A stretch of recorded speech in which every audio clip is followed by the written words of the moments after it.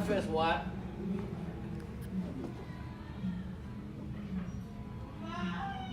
Yeah, so we talked about the surface water availability and various reasons in all these areas.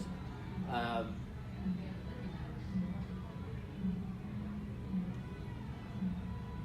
there is major river systems, and I was telling some people there was a article in New York Times just this last Sunday, 3 or 4 days ago, and this guy had shown river basins, control river basins for the major rivers in India on this side as well on the other side, and how that has to be managed through time.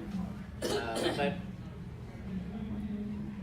you were asking about, so what, about 150 years ago, one of the British engineers had proposed doing some kind of water linking from the rivers in the north to rivers in the south, so that year round you have water storage, flood storage, and you can move water around. And of course, nothing was done at that time, but right now actually it's a $100 billion project, and they have apparently covered some of this. So the idea is that if you can, while you are connecting, you can also then build the storage facilities for the surface water for droughts and flood control and so on. So you're not talking as much about doing big, huge dams for just electric generation, but essentially for water management. And in China, they are doing the same thing, with connecting the Pearl River system to the Yellow River system. And again, I don't know how much this is costing, but in China, they are already well underway doing it. But on a local scale, actually several NGOs are involved, and it's very simple. You can do digging, and actually for a while the government was doing that as just a job creation, where you go and just dig these holes by hand, but that also becomes essentially a surface water storage facility. And at least in Rajasthan, at least the ruling party was claiming that by their efforts already water level has gone up. And tree planted, I guess they were 2016, so just before the election they were publicizing all the things they had done. But the water storage concepts, National Geographic had an article on these Baolis in India. So all of these are water storage devices, and these kings and local rulers had built very, very elaborate, essentially these are called step wells, and they call them Baolis, and people they would store the water available for people to use during the year, as well as for the storage during drought times. And this is, as you can see, 11th century, 9th century, 14th century. So the other way is by essentially recycling, and this was published for Bangalore. Now this is the way water comes out right now. This is all detergent, it's not snow. Again, Bangalore is one of the better managed places. So what the numbers that they had published was that this is again 1 TMC, that's the unit apparently used only in India, but it's 1 billion cubic feet. So if you count all of this, we have surplus, but you got to recycle the sewage. And all over India, less than 8 or 10% of the sewage is properly treated. And even in the biggest cities, and of course in small cities, there is no sewage treatment. So the way to handle this is you got to conserve, you got to recycle, and all of that is not inventing new technology, it's just managing the resources as well as have the political and the economic will to do it. This is some work that's being done at Columbia, actually my alma mater. I didn't even know they had so much work going on. So they actually have people working in the field as research projects, and they actually go to SEG every year, give a bunch of talks. So one of the things that they are doing is like in Punjab, apparently the university in Punjab has devised a rice variety which doesn't need to be planted like this. That's how they do it in Vietnam and China. And apparently if you just do that, you can save 30% on water.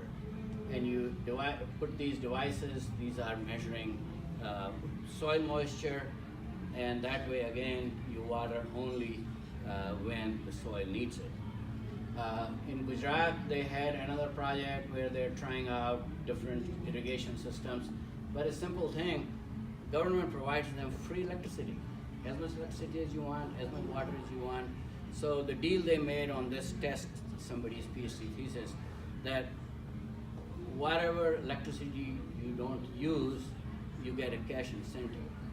And apparently they were seeing some success and say, you measure the moisture, but if somebody is giving you free electricity and free water, you don't care.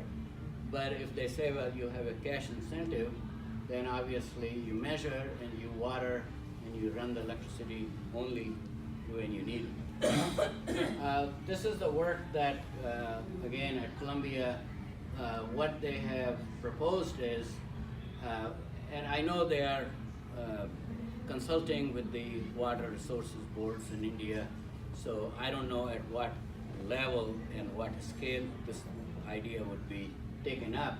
But the simple thing, you grow less rice where it's being grown now, other cereals, and then there are a little bit of things that people are doing, oil seeds, flower seeds, those kind of things, which actually provide pretty good cash income and doesn't use as much water.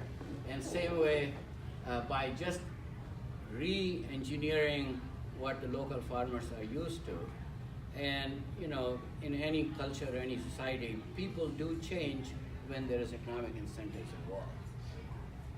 So with that, we've talked about obviously water harvesting through surface water, whether you do it at big scale or small scale. Treatment of water, sewage, again, that's essentially ground zero, very, very poorly done. Lakes and lake beds, in India, again, how do you control illegal constructions, illegal encroachments? We have enough problems here, as you know. A place like India is even, in China you can do it pretty easily, but in India it's not an easy thing. And then wetlands. When population is growing, the cities, especially places like around Delhi, Delhi used to be, I think, 3 million or something like that at independence, and now it's over 20 million. I remember, Susan remember, first time she went to India in the winter time, you could see sunlight, really nice sunlight. And now, from November through January, most of the time, you can't see from here to there. So with this, I will, now some of you have seen El Dorado, John Wayne and Robert Mitchum,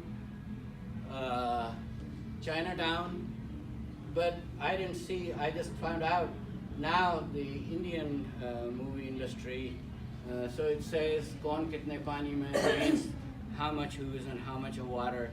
So they are making now, I don't even know what this is about. All probably they are doing is singing and dancing, not talking about water so much. But